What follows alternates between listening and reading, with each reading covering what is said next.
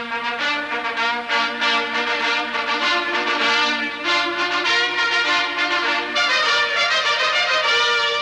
believe that America is the land of opportunity.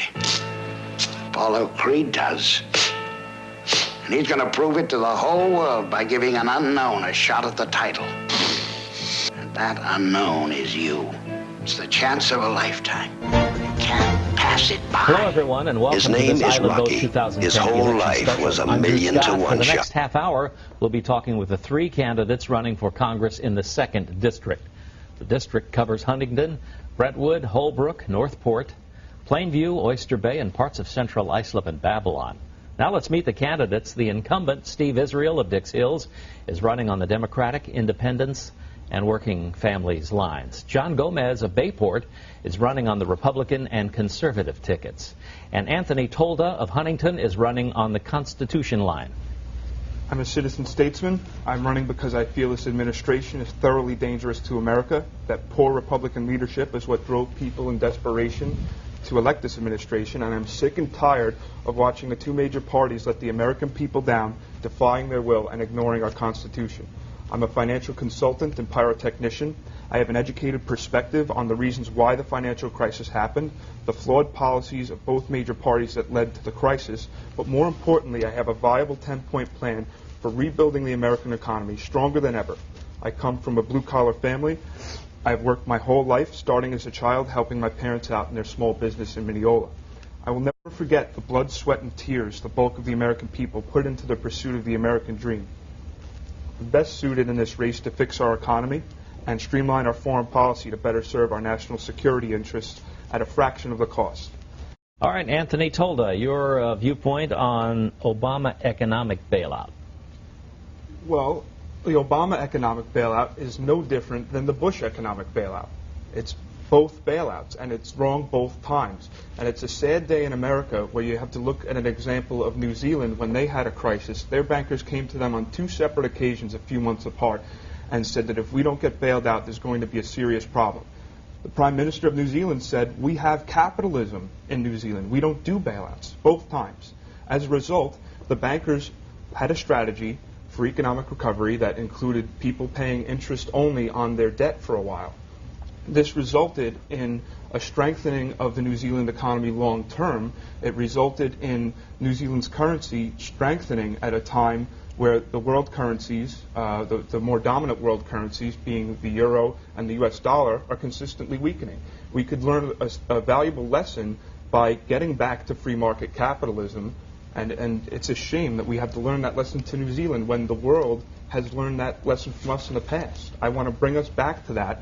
My plan to fix the economy includes a fair tax that would abolish all federal income tax and replace it with a consumption tax. It would ease the burdens on business owners, level out the taxes so that everybody is paying into the system. Tourists, illegal immigrants, people on welfare working off the books, everybody would pay into the system, and business owners, it would make it easier for them to hire. It would create jobs. Gonna pound that sass right out of him. Last time we should have won. But this time, you're going to be scary, kid.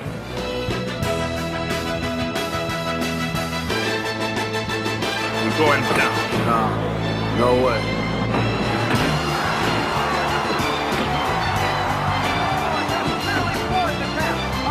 What would you do differently with Obama health care? Well, first off, it ought to be repealed. It's unconstitutional legislation, and there's many states actually suing over this right now. The states have a right to shut down unconstitutional legislation. It was done when the Republicans passed through the National ID Act, the Real ID Act rather, that would have required all Americans to carry a national ID card with an RFID chip in it to travel. The states shut that legislation down on the Republican side.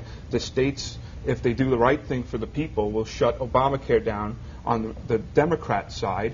And the problem isn't that Mr. Gomez and I disagree with the ways to fix health care, but we need to fix health care one bill, one issue. The biggest problem with our political system is that special interests are writing these bills. They're thousands of pages long. Nobody knows what's in them, and it would take a team of lawyers months to decipher what's actually in them. We need one bill, one issue, shorter bills, fix the problem, they get the American people over a barrel into a situation, and they make them so desperate that they beg for a solution, and they just accept it. That's got to stop. It's not right. It's borderline treasonous against our Constitution. We need to get back to the principles of freedom and start respecting the Constitution, and the Congress needs to act within the enumerated powers granted to them in the Constitution. No more, no less. All right, Steve Israel, you voted in favor of health care. This